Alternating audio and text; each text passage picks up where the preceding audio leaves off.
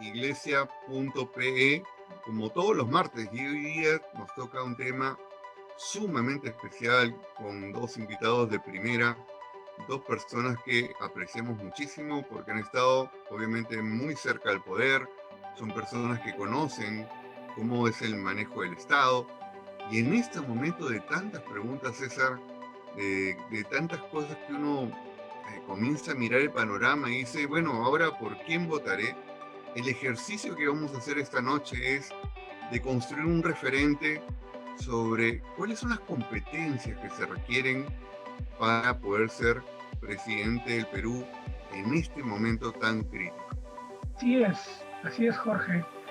Estamos ya hace varias semanas iniciando este diálogo muy horizontal con nuestra audiencia a través de este gran medio tecnológico que nos ofrece este siglo, como es el Internet, las redes sociales.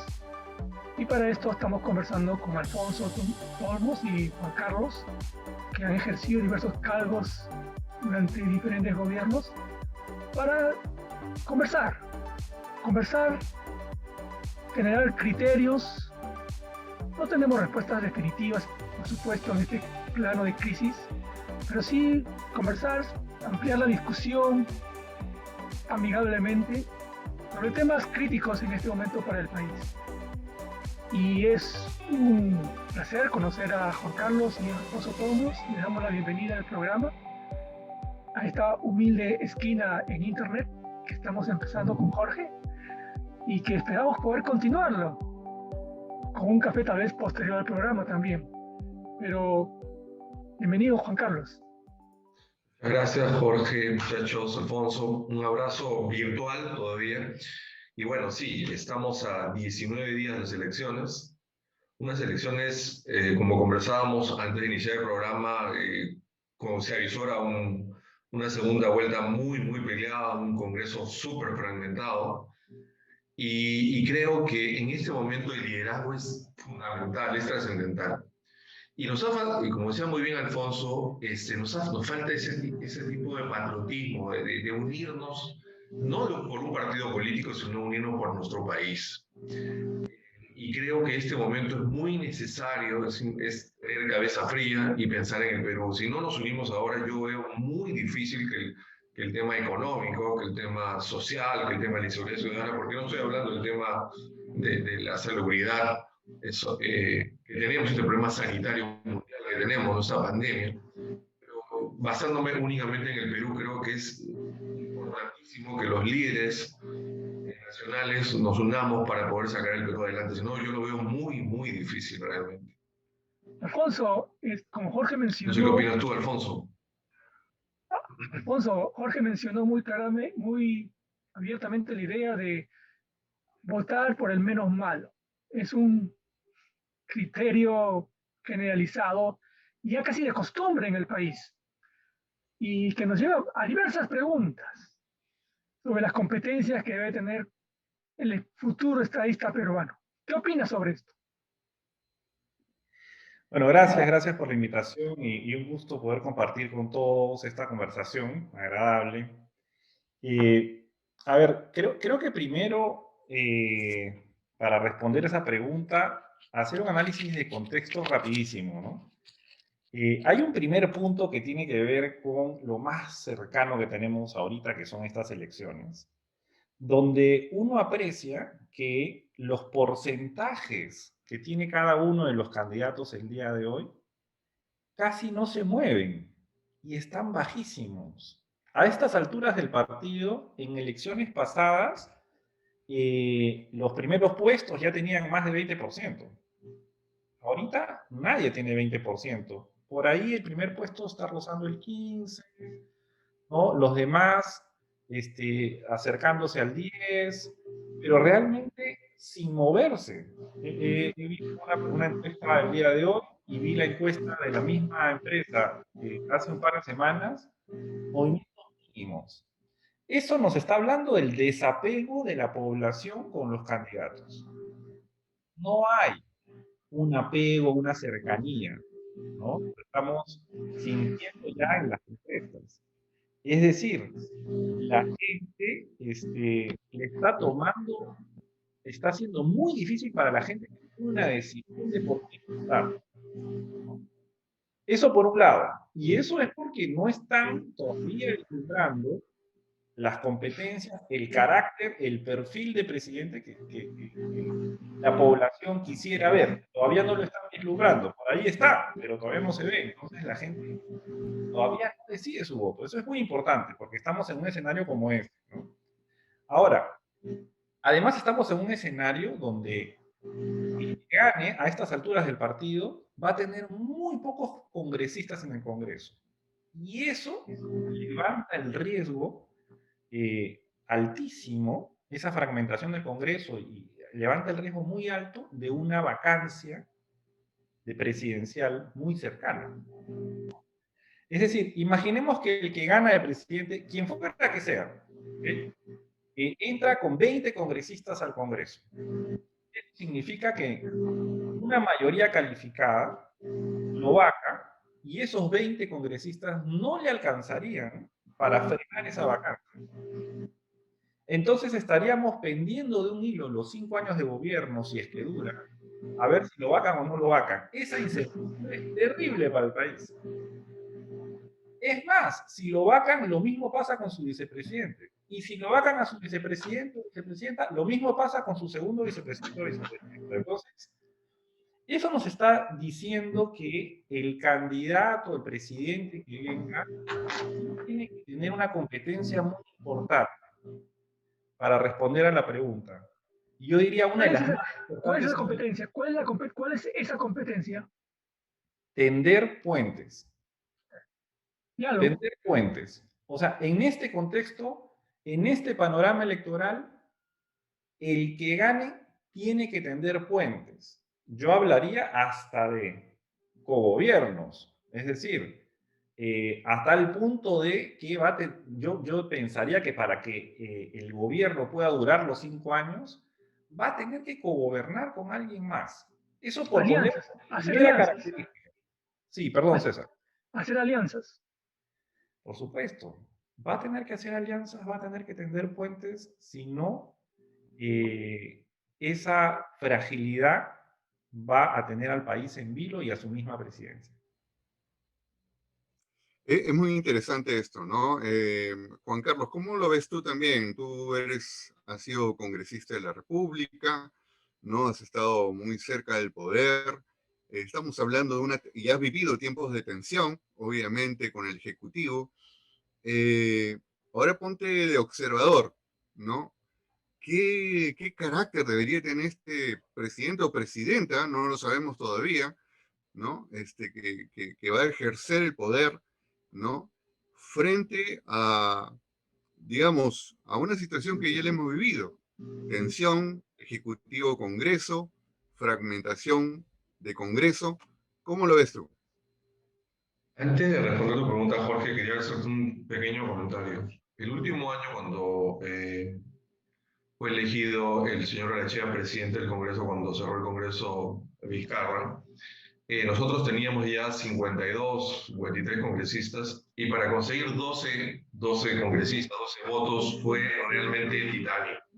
Fue muy difícil. Imagínate teniendo una super mayoría, Alfonso. Imagínate, éramos 53, ya no éramos 73, pero éramos 53, un número importantísimo. Pero conseguir 12 votos era prácticamente una hazaña, ¿no? Pudimos conseguirlo, pero evidentemente haciendo concesiones, el tema de comisiones y muchas otras cosas que es el juego político, porque ese es el juego político.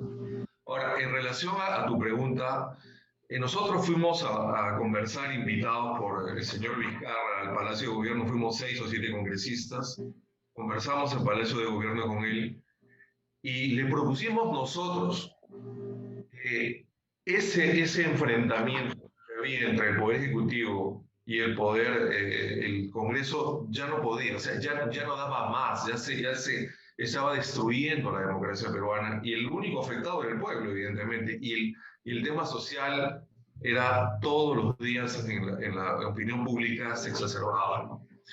Y bueno, Vizcarra nos escuchó, nos dio su punto de vista y quedamos como caballeros. Me acuerdo que fue el último que se despidió de él en Palacio y le di la mano y como hombre de Dios que soy le dije, Creo que nadie escuchó, pero le dije, está en usted tender puentes porque usted es el presidente de la República. Nosotros vamos a dejar este confrontamiento inútil con la democracia, pero creo que usted también, como líder de este país, tiene que dar el paso. No se cumplió, fue el enfrentamiento mucho peor y el único perjudicado, lo vemos ahora, marzo 2021, el pueblo peruano. No se trabajó en nada, en hospitales, no se hizo una buena gestión pública, ninguna política pública fue efectiva, no se hizo los 80 hospitales que él hablaba, no se hizo ningún colegio, no se hizo ninguna reforma en el tema educativo. O sea, no se hizo absolutamente nada en esos 36 meses y ya vamos a cumplir 5 años desde que fue elegido el señor Pedro Pablo Kuczynski. Y creo que el gran perjudicado, Jorge, amigos, ha sido nuestro país. La educación peruana, quiero terminar esta idea, está entre los últimos lugares del mundo. La prueba PISA, la OECD, el Banco Mundial, lo establecen. ¿Y por qué nosotros teníamos una diferencia de opinión con el señor Saavedra, que sigue trabajando en el Banco Mundial? Le decíamos, mejorado 108 puntos, pero es evidente, porque entraban o ingresaban más países africanos y entonces el Perú subía. Pero hoy el tema de la comprensión lectora, el tema de matemáticas, refleja que el Perú ha retrocedido prácticamente 23 años, no solamente en el tema presupuestal, sino en el tema de resultados educativos. Acuérdate que nosotros descubrimos que desde el año 2003, o sea, 13 años, no se incluía la educación técnico-productiva en el currículo nacional. Todas las personas que estudiaron desde el 2003 al 2016, no sus títulos, su currícula no estaba incluida en el sistema educativo nacional. Y el ministro, que ustedes lo conocen, tanto Alfonso lo conoce y Juan José Leía, nos dio la razón y modificó la ley introduciendo la educación técnica productiva al sistema educativo nacional, ¿no? Entonces, ese ejemplo te quiero poner porque hay muchísimas cosas que hacer, ¿no? Entonces, el reflejo que vemos ahora, y con esto termino, en la salud pública básicamente, es el reflejo del abandono de los últimos 5 gobiernos y de la falta de gestión pública en los congresistas de la República y en la gran mayoría de los funcionarios públicos. Yo solamente quiero coronar mi idea, Jorge, perdóname por excederme en ese tiempo, cuando un congresista, un candidato presidencial dice, ninguno de mi lista tiene experiencia política, ninguno es político. Entonces, yo me digo, o sea, ¿para qué ingresan a política que van a aprender? En estos 5 años van a aprender. No les va a alcanzar el tiempo, es imposible, ¿no? Entonces yo creo que tiene que haber un mix también en las listas, porque la gente, no toda la gente que entra al Congreso es ladrona, ratera, sinvergüenza. Esa estima que ha hecho la prensa realmente es muy malo y no es cierto. Hay mucha gente decente y hay mucha gente que quiere servir al país. Juan Carlos, Gracias. Pero volvamos, Juan Carlos, pero volvamos al tema del perfil presidencial. Bueno, el perfil... Nos has hablado de una agenda que hoy día está además acumulada en el tiempo, es decir, Bueno, hay cosas que no se han hecho.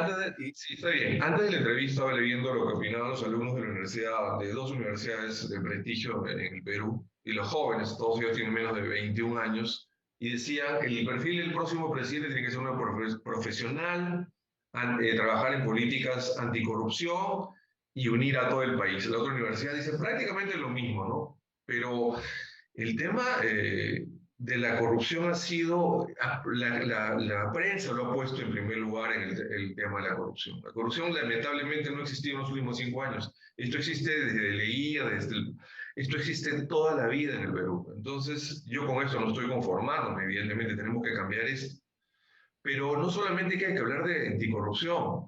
Yo creo que todos los años hemos estado hablando de ese tema, anticorrupción, y no tenemos oxígeno ahorita, ¿no? Yo creo que el perfil del presidente tiene que ser evidentemente una persona, como dice Alfonso, que tienda puentes. Si no tiene puentes, no vamos a poder salir adelante, ¿no? Y creo yo sí estoy, pienso como Alfonso, creo que debemos cogobernar.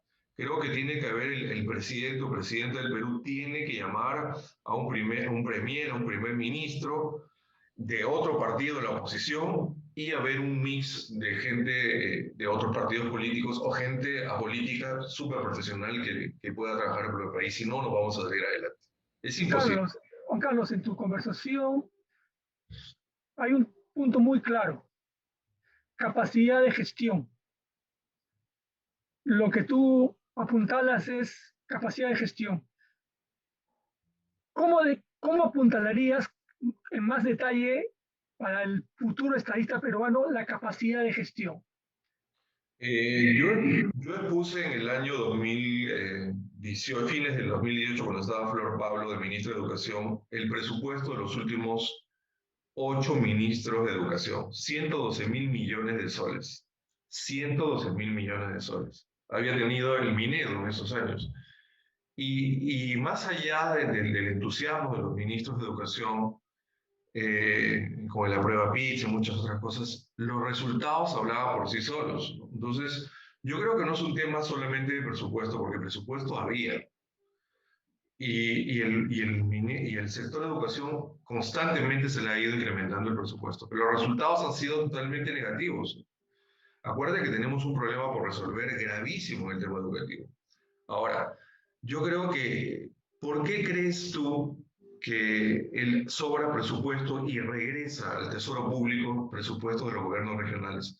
Porque los gestores públicos no quieren trabajar, los buenos profesionales no quieren meterse en problemas, porque la mayoría sale denunciados. Muchos de los alcaldes, y lo digo con todo respeto, y muchos de los gobernadores regionales, cuando presentan un proyecto de ley al Ministerio de Educación o a su respectivo ministerio, cambian, con tal de que sea aprobado su presupuesto, cambian los proyectos. Yo me acuerdo que estuvimos en la oficina del ex ministro de Economía, y estaba Tony Alba, que era su asesora principal, y yo estaba esperando la antesala, y el ministro me hace ingresar, y había un desembolso que tenía que hacerse a un gobernador regional de 100 millones de soles por una bocatoma de una irrigación que tenía que haber. Entonces Tony Alba, ministra de Economía, le dice al ministro Oliva, le dice, no se puede, ministro, porque el proyecto es imposible. La capacidad de salida de agua no da para irrigar estas 100 hectáreas. Y entonces este gobernador regional le dice, bueno, pues entonces cambiemos el documento y partamos ya no, que no sea 100 hectáreas, sino 20 hectáreas, para que se me apruebe, pues, ministro, el proyecto. Yo realmente me reí. O sea, a ese nivel, y esto no es un chiste ni una burla, a ese nivel trabajamos. Lo que ellos quieren es simplemente el desembolso. Segundo ejemplo, la reconstrucción del norte. 1.500 millones de soles. ¿Qué cosa es descolmatación? Como me explicó mi amigo, el ingeniero Luis Miguel Yáñez, PhD en la Universidad de Padue. Descolmatar. ¿Qué significa descolmatar en el Perú? Inventamos un nuevo verbo. Es mover la tierrita de acá para allá. 1.500 millones. ¿Se ha solucionado el problema en Piura, en Chiclayo? No. Sigue el mismo problema en Chiclayo del desagüe, sigue el mismo problema del alcantarillado. En Piura, mira lo que está pasando. Mira lo que pasaba en Chancay, en Guarmey. Entonces, ¿dónde están perdón, me he equivocado. ¿Dónde están los 15.000 millones de soles? No fueron 1.500, fueron 15.000 millones de soles. Entonces, yo creo que nosotros no hay buenos gestores públicos. Y si hay buenos gestores públicos, no están trabajando en el sector público, ¿no? Yo creo que eso nos falta trabajar a nosotros bastante. En esa perspectiva, Alfonso, de lo que está hablando Juan Carlos, no nos podemos dar el lujo entonces de elegir una persona que no conozca la cancha, o sea, que no haya tenido experiencia política, porque lo que están hablando, necesitamos un hombre que desde el día uno sepa hacer alianzas, sepa negociar, sepa conocer el Estado para saber dónde presionar. Hace poco escuchaba de una persona que nos comentaba la opinión del presidente, que decía, yo doy la orden, pero la orden no baja, es decir, no llega a ejecutarse, pasa por tantas instancias que finalmente simplemente no se da. Entonces, ¿significa que requerimos una persona que tenga harta experiencia y conocimiento en la política? A ver, esta es una pregunta bien importante porque además de una persona, que es el presidente, que por supuesto es la más alta autoridad del país, ¿no? Es muy importante que esa persona conozca, pero en el gobierno con una sola persona no vamos a poder gestionar, ¿no?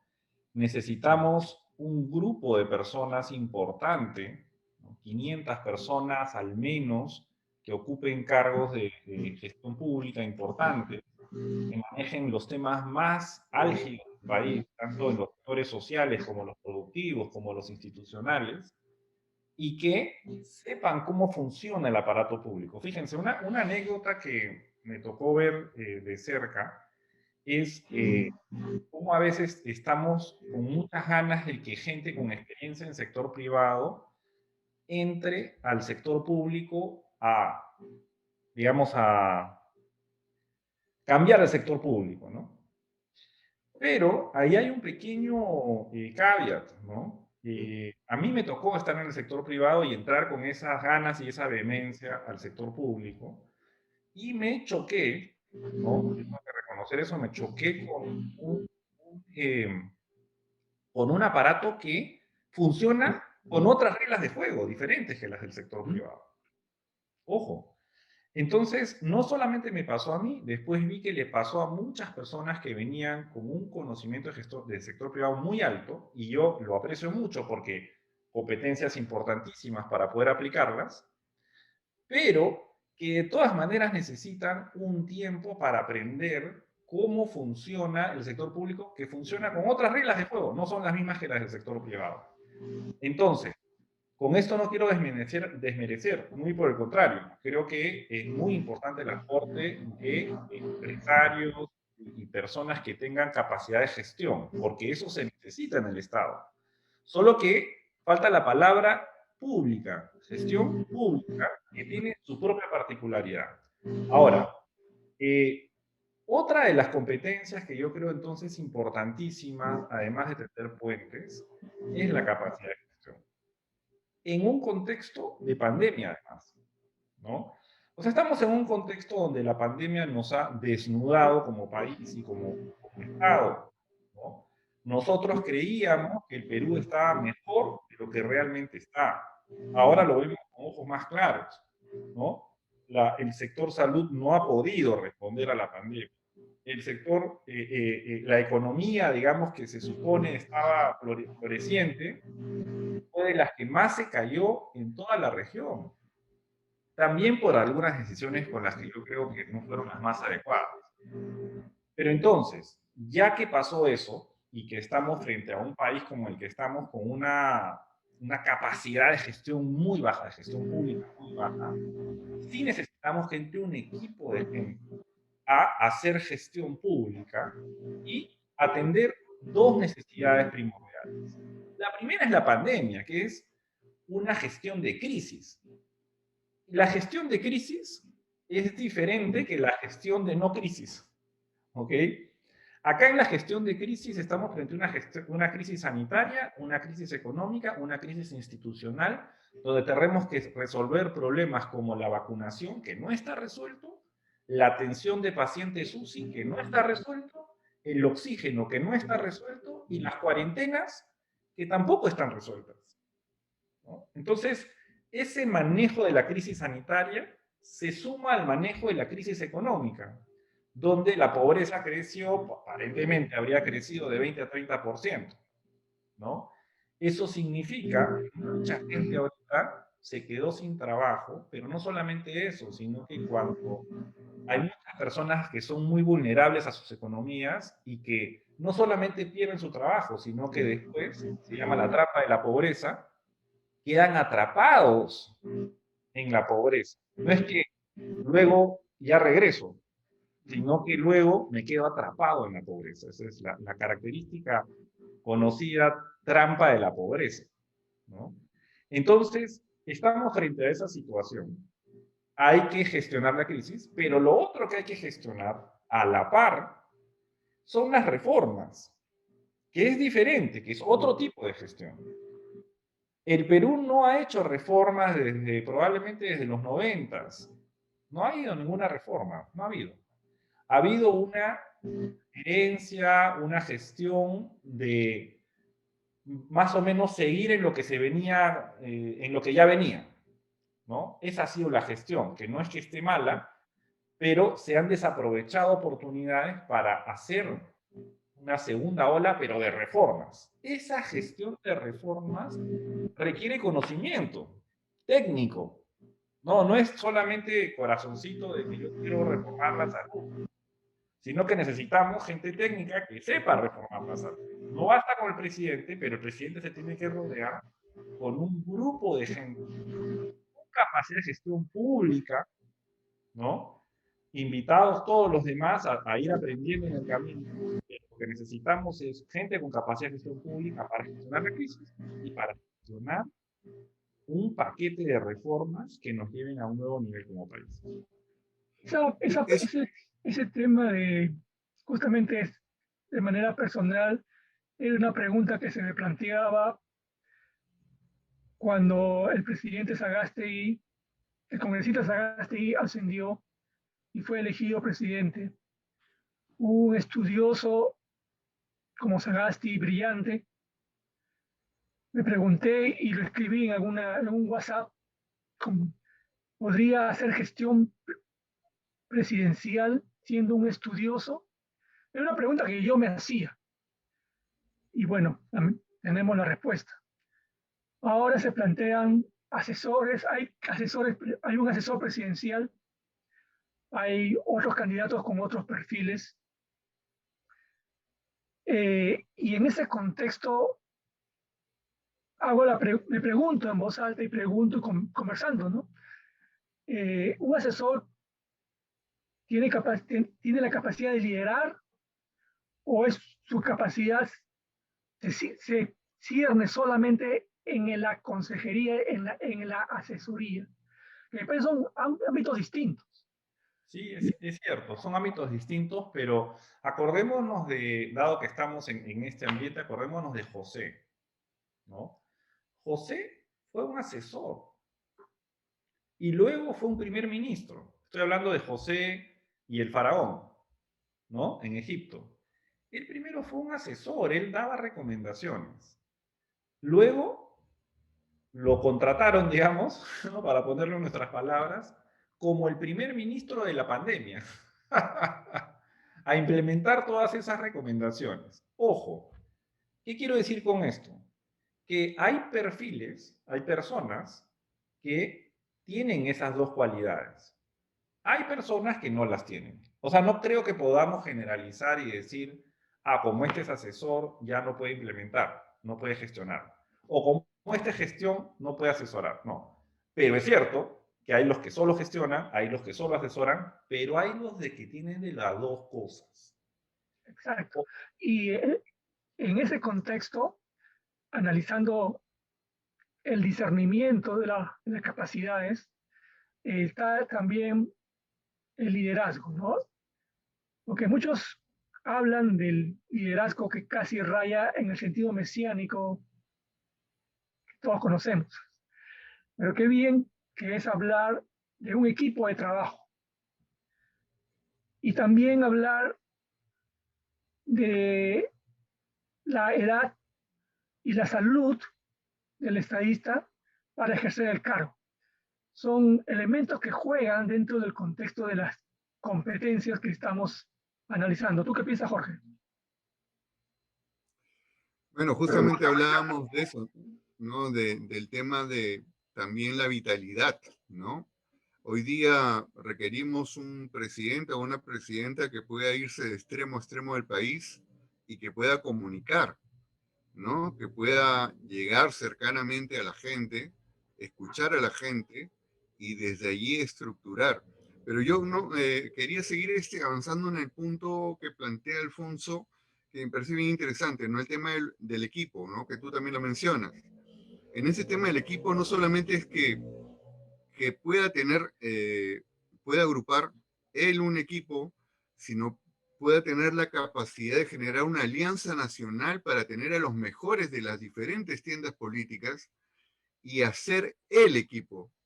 O sea, algo que siento con lo que dice Alfonso es que deberíamos pensar en una persona que ingrese no con esa idea mesiánica de que él es la salvación, ya quedó muy atrás eso de que hay un partido que es el camino, el único camino, ¿no?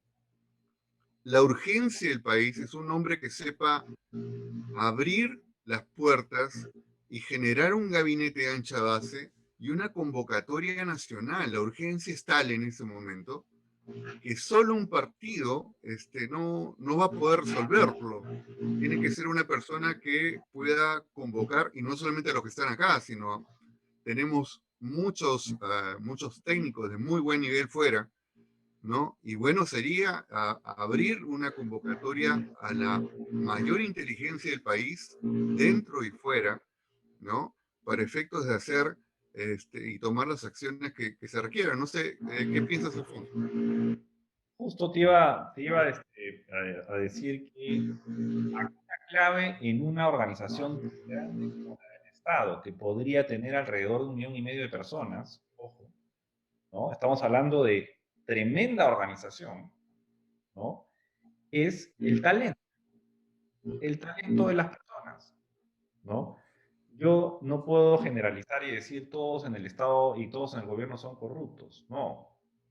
Debe ser un porcentaje, en mi lectura, menor, pero claro, roban un montón y hacen un montón de escándalos. Eso nos hace percibir a nosotros como que todos son corruptos y todos son malos, ¿no? Yo sí creo que el talento que se tiene que convocar no basta ni siquiera con los 19 ministros, ¿no? Y ojo que los peruanos, hay peruanos y muchos y muy talentosos y de diferentes partes del país. Algunos están en el extranjero. Esa convocatoria del mejor talento que tiene el país, yo estoy convencido que es lo que podría invitarnos a imaginarnos un nuevo país.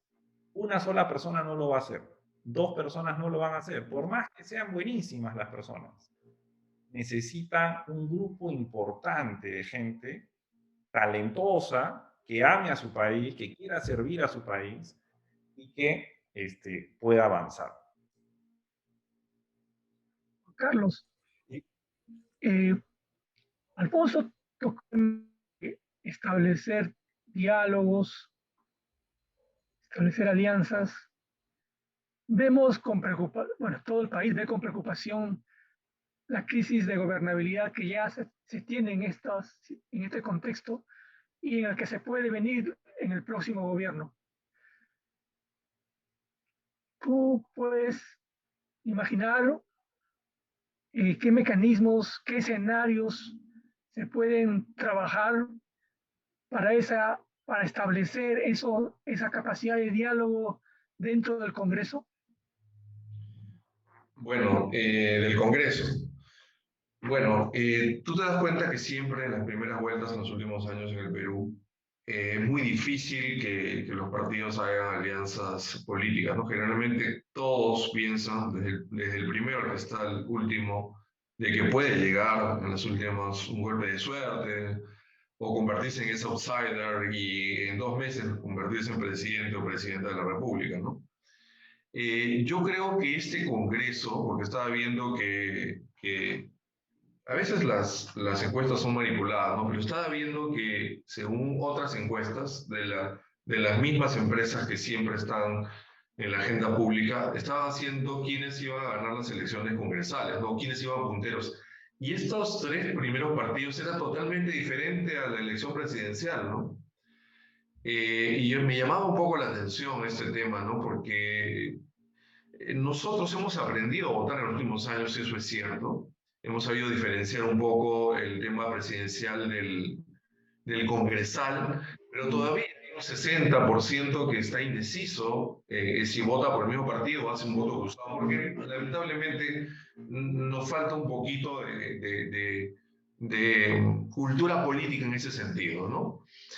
Bueno, esa es mi opinión. Yo creo que las alianzas se van a dar desde la segunda vuelta, porque ya los partidos políticos, los 2 que van a ingresar, necesitan alianzas políticas. Es más, me atrevo a decirte de que en los mítines virtuales o los paseos que van a hacer los candidatos, porque vamos a todavía estar en cuarentena, más de un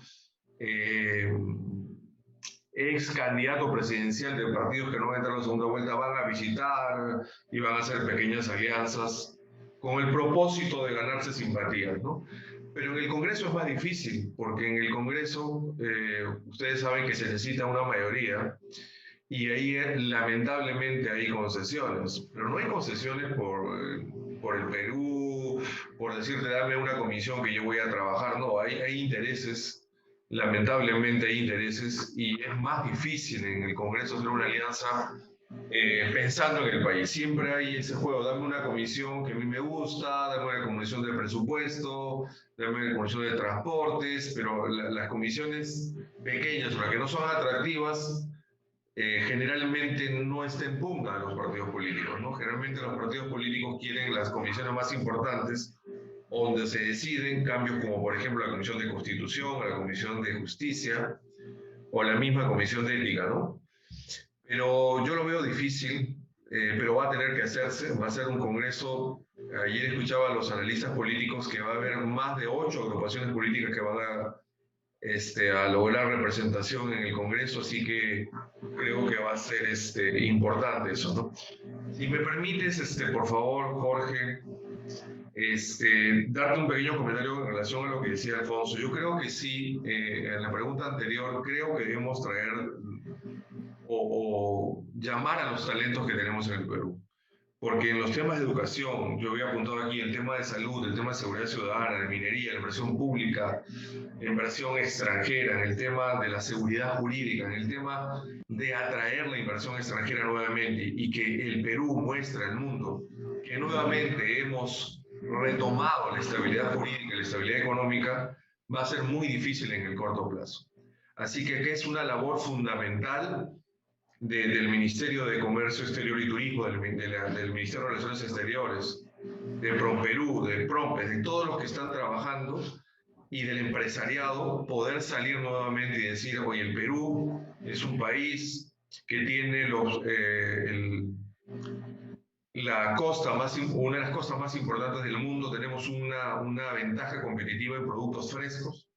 Yo creo que sí podemos convertirnos en el abastecedor número 1 en Latinoamérica de productos frescos, que son intensivos en mano de obra, la agricultura.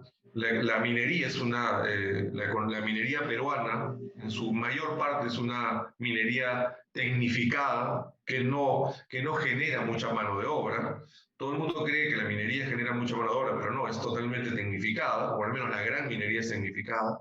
Pero yo creo que la agricultura es intensiva en mano de obra y creo necesariamente que nosotros tenemos que explotar esto, ¿no? Entonces, yo invoco, estoy seguro que muchos candidatos o personas de partidos políticos que nos están escuchando, creo que esto es fundamental, que el liderazgo de los partidos políticos, no solamente los dos partidos que van a entrar a la segunda vuelta, sino todos, aprendamos que tenemos que unirnos para sacar el Perú adelante.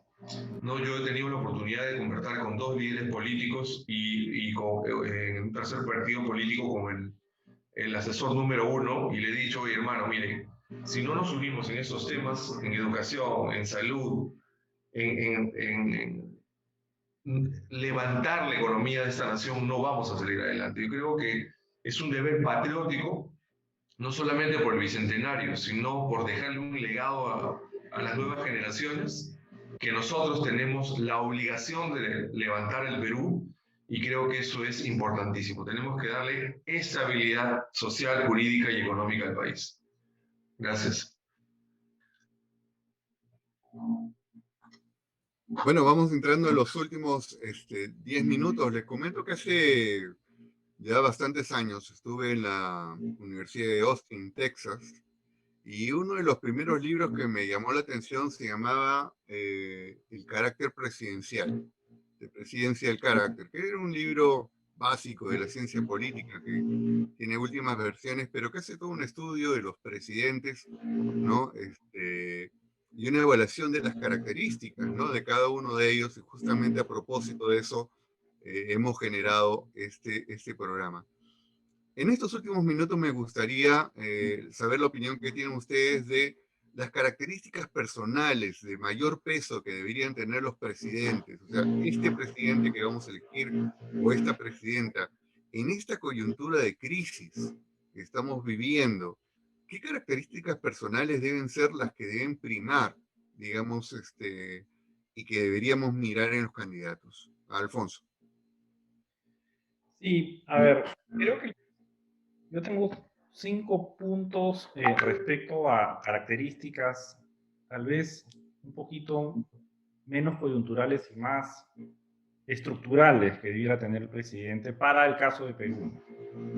Uno es que debe buscar que existan reglas de juego que sean justas, claras, transparentes y que se cumplan.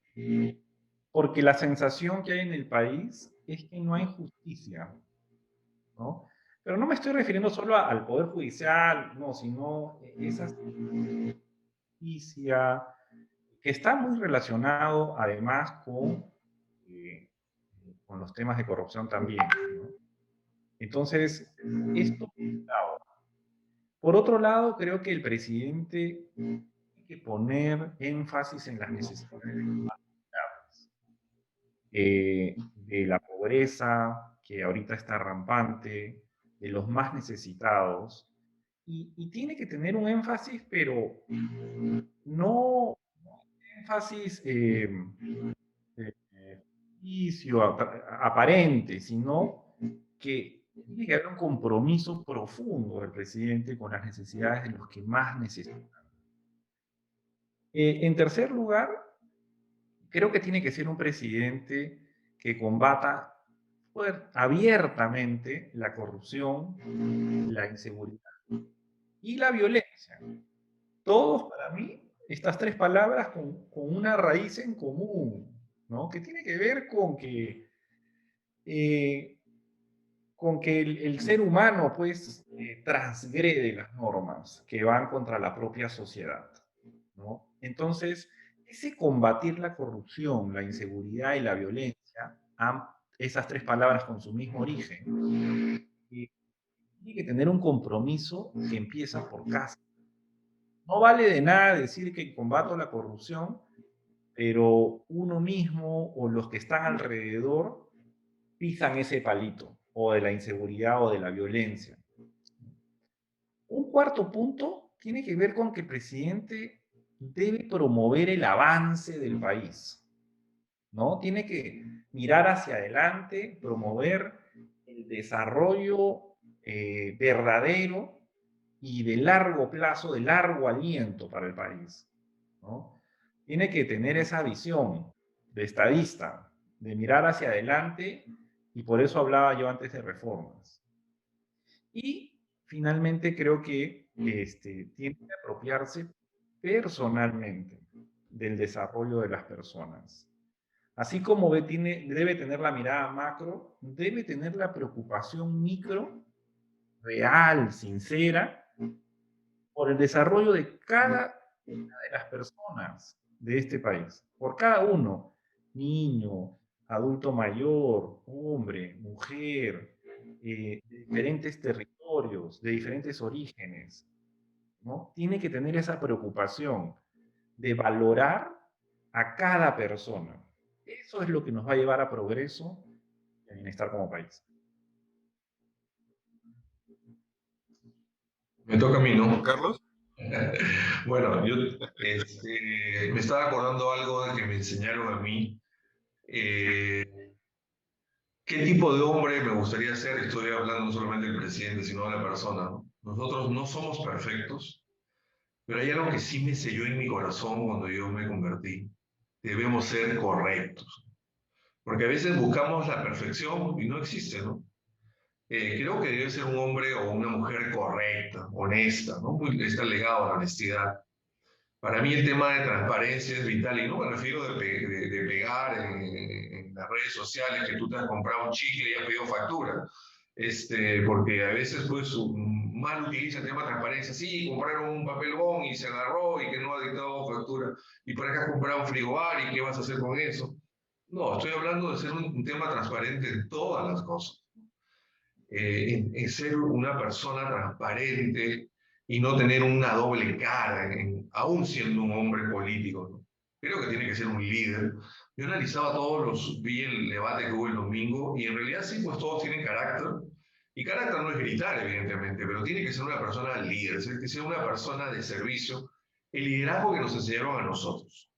Creo que se debería replicar. El liderazgo que te enseñan en las universidades del mundo, en los colegios, es cuántas personas te siguen. ¡Wow! ¿Qué tal líder? Eso es impresionante, ¿no? Eso es un líder impresionante.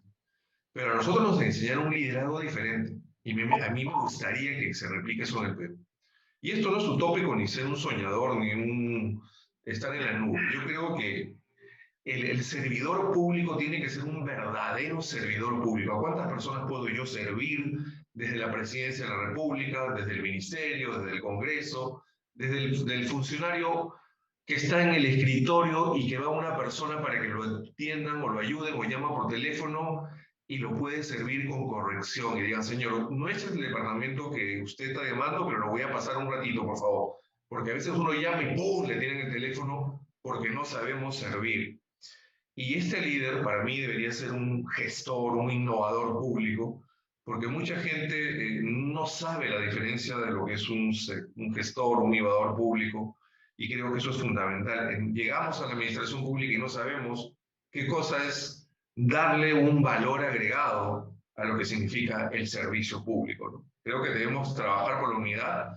Me sumo a lo que pide Alfonso ahora. Debemos trabajar por la unidad de todos los peruanos, traer y trabajar con los mejores talentos. Ya basta del tema partidario. El Perú no aguanta más que un solo partido político salve al Perú. No se puede. Hay que llamar a los mejores peruanos, pero de verdad, porque esto lo he escuchado 20 años y al final siguen siendo los mismos. Debemos llamar a los mejores talentos y decirles hay que trabajar por el Perú. Yo creo que veo ahora que muchos ponen su eslogan la vida y la familia, ¿no? Y los veo solos. Yo creo que la vida y la familia es no solamente un tema declarativo. Yo creo que debe ponerse a la familia en el centro de las políticas públicas. Y respetamos a todas las personas que piensan diferente, pero creo que la familia es fundamental, no solamente en los mejores países que tienen desarrollo en el mundo, sino en países como el Perú también, que tienen todavía mucho que trabajar en su estabilidad económica y social. Esas diferencias que hay, creo que la familia debe estar en el centro de las políticas públicas y un presidente o presidenta debería trabajar por esto, respetando las diferencias que hay, como es el deber de todo líder. Termino con esto. Creo que debe ser innovador también y ser una persona de visión de largo plazo, porque nosotros trabajamos siempre para el corto plazo. Y creo que el presidente o presidenta peruano debe asumir que esto no se va a quedar para 20 años. Esto se debe, como hizo Venezuela hace muchos años, hicieron un pacto de punto fijo hace muchos años en Venezuela, donde se trabajó temas de educación, de salud, de políticas públicas, y sea el presidente que ingrese, nunca se debe cambiar eso. Lamentablemente después lo cambiaron los venezolanos, ¿no? Pero rindió frutos en su momento. Yo creo que el Perú necesita eso. Hacer un pacto verdadero, no un acuerdo nacional donde se van a tomar café y galletitas y no sirve para nada, sino que realmente nos pongamos los líderes políticos que asuman el liderazgo y decir, tenemos que mejorar la educación, tenemos que mejorar la salud, tenemos que atraer inversión extranjera, tenemos que derrotar la inseguridad ciudadana y la violencia, no solamente contra la mujer, sino la violencia que hay en todas las calles. Y tenemos que trabajar por la salud mental y muchas cosas más. Y creo que eso es una labor fundamental del nuevo presidente o presidenta del Perú. Jorge, si me permites Sí, Alfonso, por agregar, supuesto. es que me encantó lo primero que dijo Juan Carlos y quería, digamos, construir sobre esto, ¿no? Con un versículo, solamente leer estos cuantos versículos que creo que construyen en la característica de servicio de un liderazgo, ¿no? De un liderazgo que sirve. Dice Marcos 10:42. Dice, pero Jesús lo llamó y les dijo, como ustedes saben, entre los paganos hay jefes que se creen con derecho a gobernar con tiranía a sus súbditos, y los grandes hacen sentir su autoridad sobre ellos, pero entre ustedes no debe ser así. Al contrario, el que quiera ser grande entre ustedes deberá servir a los demás. Y el que entre ustedes quiere ser el primero deberá ser el esclavo de los demás. Porque ni aún el Hijo del Hombre, refiriéndose a Jesús, vino para que se le sirva, sino para servir y dar su vida en rescate por una multitud. Creo que ese ejemplo que encontramos en la Biblia del mismo Jesucristo es una definición de liderazgo que no todo el mundo tiene, ¿no? Por eso me encanta que Juan Carlos lo haya mencionado como la primera, ¿no? Porque es un liderazgo diferente, que no busca ser servido, sino servir. No muchos entienden el concepto de servicio. Hacer política no es fácil. Servir no es fácil. Y tener visión con los pies en la tierra, tener visión con capacidad de gestión, con un equipo de trabajo, pero tener visión para hacer ese juego político que menciona Juan Carlos, y también lo menciona, ¿no? Y también Alfonso, ¿no? Con corrección, es algo que se aprende. Estar en el juego político con corrección es algo que se aprende y que es un reto para todo cristiano que quiere participar en política. No es fácil, pero es algo que se busca trabajar. Se busca trabajar en esa arena política, ¿no? De servir, porque servir en el espacio público con la presión diaria no es fácil. Una idea muy sencilla es, una imagen muy sencilla tal vez sería ver a una persona en una ventanilla que atiende al público y tiene una fila de 100 personas esperando que lo atiendan. Solamente hay una persona en ventanilla. Esa persona solamente en ventanilla, a la hora, a las 2 horas ya va a estar cansado, ya no va a querer servir a nadie más por la cantidad de gente que viene con una demanda.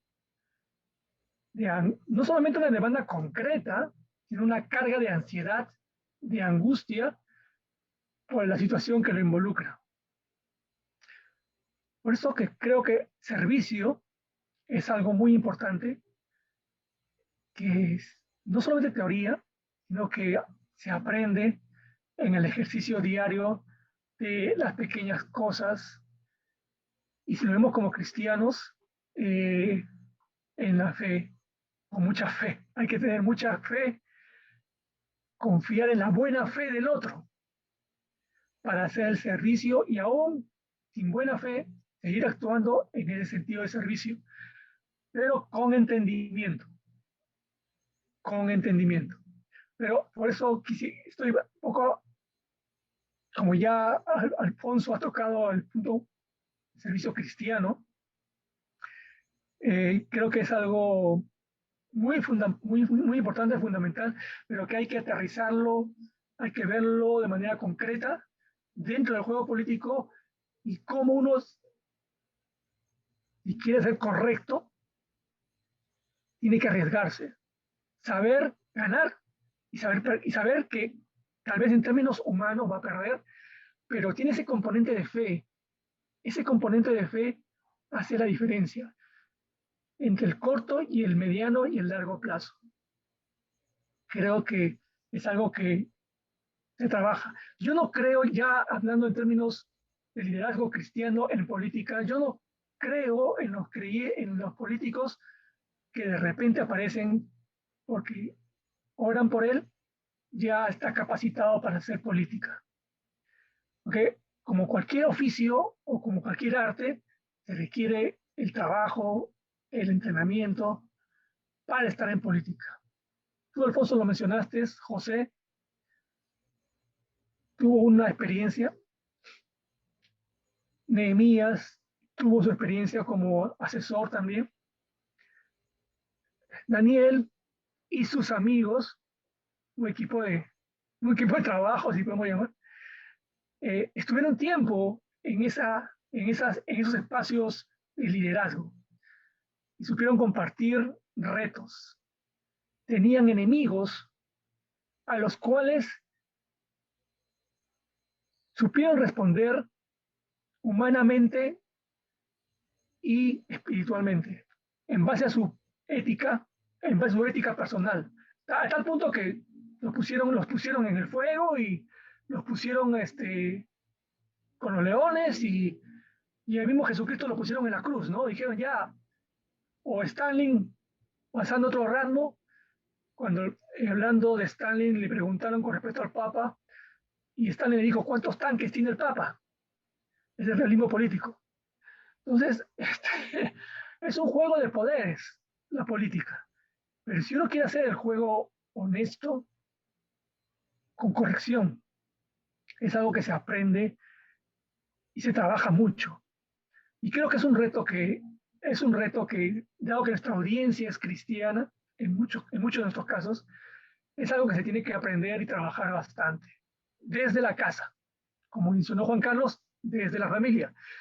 Porque hay muchos políticos que son políticos y tienen muchas denuncias, ¿no? de la esposa o del esposo y hay otros juegos, ¿no?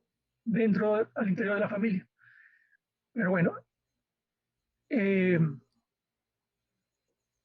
es un poco el trabajo que estamos haciendo de discernimiento. Qué importante es trabajar el discernimiento en los referentes para estas elecciones y tal vez para próximas elecciones o tal vez para trabajar el escenario público que tenemos al frente para elegir alcaldes, para elegir personas que nos van a representar tal vez en menores categorías, pero que es necesario trabajar esos referentes porque la democracia en la que vivimos es representación en diferentes espacios, en diferentes niveles y en diferentes categorías. Bien, bueno, vamos llegando entonces ya a la parte final. Yo realmente les agradezco este tiempo y una de las cosas por las cuales me siento realmente feliz es de ver figuras como ustedes que ya han estado en la cancha, que no tenemos que importar figuras cristianas, ¿no? Ustedes están muy cerca de poder y Dios quiera que obviamente en adelante sean personas que sean un referente también para tantos jóvenes, tanta gente creyente que está mirándolos y está queriendo iniciar el camino político. Así que oramos por la vida de ustedes, ¿no? Son un lujo también para la iglesia tenerlos dentro de la iglesia, ¿no? Y creemos obviamente que el Señor como Daniel y sus amigos los irá levantando, irá dándoles los espacios y las puertas, ¿no? Por donde ustedes van a ingresar. Así que sigamos trabajando, sigamos caminando. No, muchas gracias, Alfonso, gracias, Juan Carlos, y gracias a todas las personas que nos han estado mirando. Yo creo que han quedado criterios generales. Obviamente, algunos, les cuento así entre nos, algunos temían de que íbamos a salir acá con alguna bandera o con algún color o con algún nombre para que voten, ¿no? Y esa no era la idea, sino la idea era poder ser pedagógicos, poder dejar criterios y poder dejar sentado de que en nuestras iglesias también hay personas de muy alto nivel que pueden conocer el Estado y que conocen cómo es por dentro este gran monstruo que se llama poder político. Así que unas últimas palabras, Juan Carlos, para despedirnos. No, muchas gracias, César, muchas gracias, Jorge. Encontrarme con una persona como Alfonso, muchísimas gracias. Realmente creo que este 11 de abril no solamente está en juego el futuro del Perú, sino también la unidad de todos los peruanos. Aprovecho estos últimos segundos para bendecir a mi patria amada del Perú, y realmente estoy seguro que Dios ya sabe quién es el presidente o presidenta del Perú, pero vamos a apoyar con todo para sacar adelante ese país. Muchísimas gracias por la oportunidad y bendigo a todos los jóvenes, a estas nuevas generaciones que van a tomar el poder, pero con una capacidad de servicio como Jesús nos enseñó. Muchísimas gracias. Alfonso. Nuevamente, gracias, agradecerles mucho, Jorge, César, por esta oportunidad y muchas gracias, Juan Carlos, también por todas esas opiniones, expresiones, ¿no? Que yo creo que nos ayudan a todos a ir formando nuestra propia opinión de cara a estas elecciones, ¿no? Insto a la gente que nos está escuchando que hagan un voto de conciencia, es es lo único que nos queda, digamos, ¿no? Y no solamente un voto, sino que cada uno desde su trinchera, ¿no? Colabore con el país. Yo creo que eso es muy importante, ¿no? La responsabilidad no es del presidente solamente. Yo creo que la responsabilidad que tenemos es de cada uno de los peruanos, ¿no? El que está manejando el taxi, el que está limpiando un jardín, el que está haciendo consultoría, el que está trabajando en las Fuerzas Armadas. Cada uno desde su sitio tiene una responsabilidad que va más allá de velar por sí mismo. Es una responsabilidad con el país, con la comunidad. Es una forma, digamos, de vida diferente, que no es fácil, porque es salir de uno mismo y mirar como comunidad, ¿no? Como sociedad. Podría decirles eso, ¿no? Que la responsabilidad es de todo, cada uno desde lo que hace. Y si todos nos ponemos unidos, como decíamos antes, que es difícil para nuestro país, pero si nos llegamos a unir en esa responsabilidad, ahí vamos a dar pasos importantes. Ok, muchísimas gracias. César, nos despedimos. Y Gracias, un abrazo. Gracias. un abrazo a todos y recordando, como dijo Lutero en su lucha hace siglos, él no solamente dijo que por la fe se salva el justo, él dijo también que el trabajo es un llamado, la profesión que uno ejerce es un llamado de Dios. Y esto lo dice, Lutero lo dice y parte de allí con la reforma. La profesión es un llamado de Dios para servir al prójimo.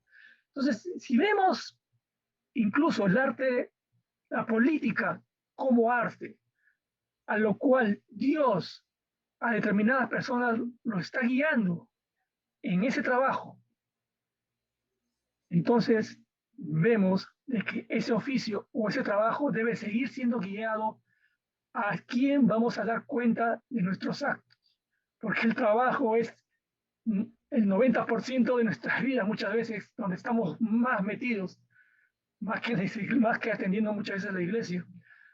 Entonces, el trabajo es un llamado de Dios. Si lo vemos así, hay que recordar que si está siendo guiado por Dios, va a hacer un real servicio al prójimo, vamos a saber servir al prójimo, vamos a saber hacer ese juego político.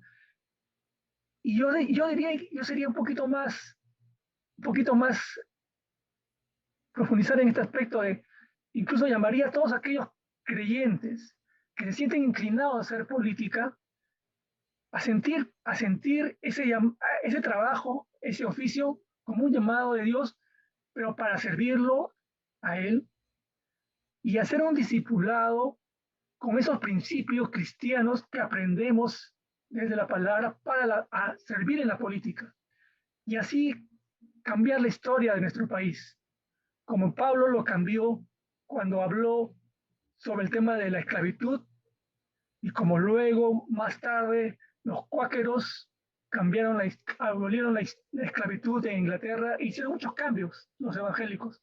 Pero bueno, es otra historia. Hasta luego.